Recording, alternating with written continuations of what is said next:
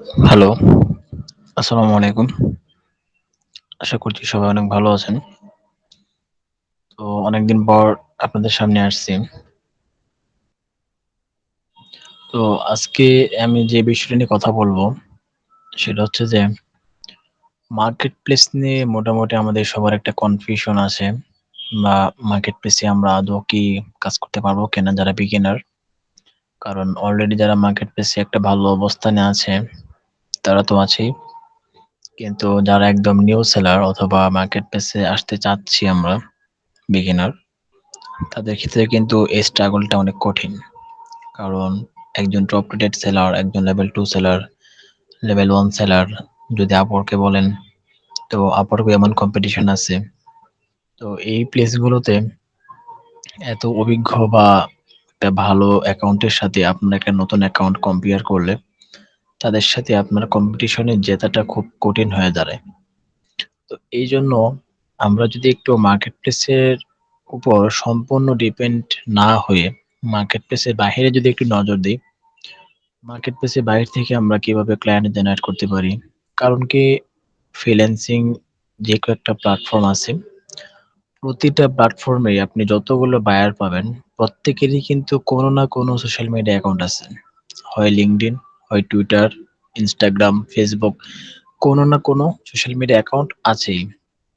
সেটা যদি আপনি আপনাকে নিজেকে দিয়ে চিন্তা করেন, যেমন আপনি এখন ফ্রিল্যান্সিং প্ল্যাটফর্মে আছেন। আপনি যখন বেকার ছিলেন অথবা যখন আপনি কিছুই করতেন না, স্টুডেন্ট, এই অবস্থাতেও কি আপনার একটা ফেসবুক অ্যাকাউন্ট ছিল না? তো আপনি কি এমন কাউকে বের করতে পারবেন যে বর্তমান যুগে কারো কোনো ফেসবুক অ্যাকাউন্ট নাই? তো এটা হচ্ছে আমাদের একটা পার্সোনাল অ্যাকাউন্ট, যেখানে আমরা আমাদের রেগুলার অ্যাক্টিভিটি, আমাদের কিছু ইমেজ বা পোস্ট, আমাদের মতামত শেয়ার করতে পারি। তো অনুরূপ প্রত্যেকটা বিজনেসম্যান যারা আছেন, বিজনেসের ওনার বলেন, সিইও বলেন, সিএমও বলেন, তো এরা কি করে? এরা তো একদম প্রফেশনাল পার্সন। তো তখন এরা কি করে? এদের হচ্ছে আপনার একটা প্রফেশনাল অ্যাকাউন্ট আছে, যেটাকে আমরা বলি লিঙ্কডইন অ্যাকাউন্ট। সেটা ওরা ইউজ করে। লিঙ্কডইন আছে বা ইনস্টাগ্রাম আছে।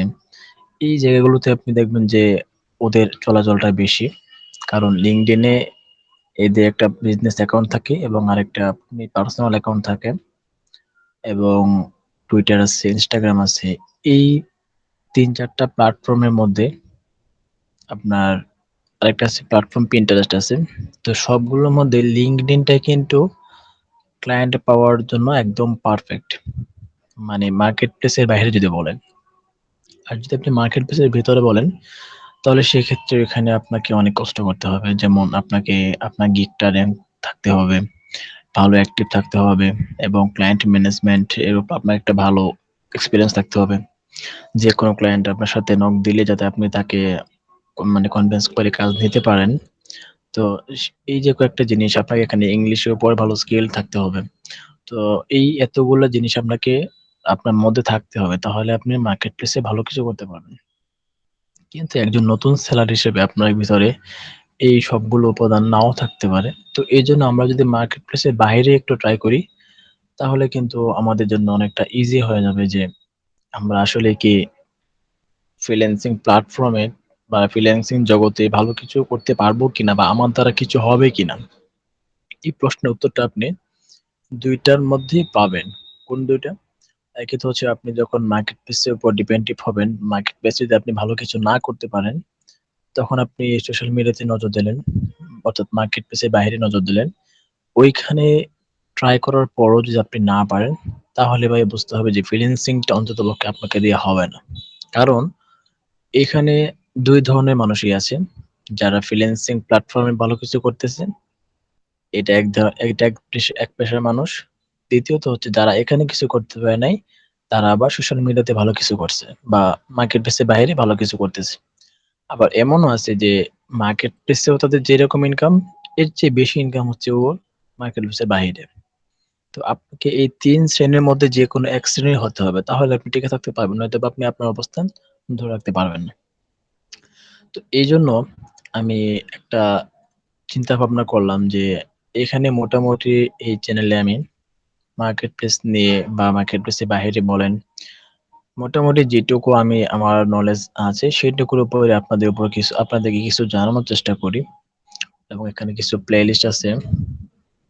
তো আজকে থেকে আমি একটা নতুন প্লেলিস্ট করতেছি যেখানে এই ভিডিওর পর থেকে আমি আলোচনা করব যে মার্কেট প্লেসের বাইরে আপনারা অর্থাৎ আউটরিচ বলে যেটা, আউটরিচ আমরা কিভাবে করতে পারি, সেই আউটরিচের কতগুলো ধাপ রয়েছে এবং আপনি কোন কোন প্ল্যাটফর্মে এপ্লাই করবেন বা কিভাবে এপ্লাই করবেন, কি কি মেথড ফলো করবেন।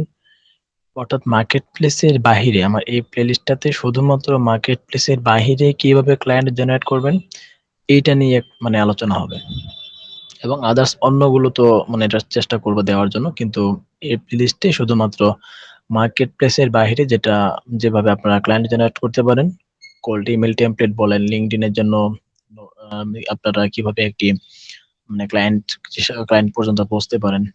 তো এই প্রত্যেকটা জিনিস নিয়ে আমি ওয়ান বাই ওয়ান অন্ততপক্ষে দিনে একটা ভিডিও দেওয়ার ট্রাই করব। তো এই প্লেলিস্টটা আপনারা যারা চ্যানেলটি সাবস্ক্রাইব করে আছেন একটু ফলো করবেন, ঠিক আছে? আর আশা করি এই প্লেলিস্টটা যদি আপনারা ফলো করেন, এপ্লাই করেন, অনেক উপকার আসতে পারে আমি আশা রাখি। তো বাকিটা আপনাদের উপর, এবং আল্লাহ যদি রিজিকে রাখেন তাহলে অবশ্যই পাবেন। তো আহ, এটুকুই, আমি মূলত এটা দেওয়ার জন্যই আপনাদের কাছে আসছি। তো ইনশাল্লাহ আগামী ভিডিও থেকে আপনারা পার্ট বাই পার্ট এক একটা করে ভিডিও পাবেন মার্কেট প্লেসের বাইরে কিভাবে অ্যাপ্লাই করবেন। ঠিক আছে? তো সবাই ভালো থাকেন। ধন্যবাদ। আসসালামু আলাইকুম।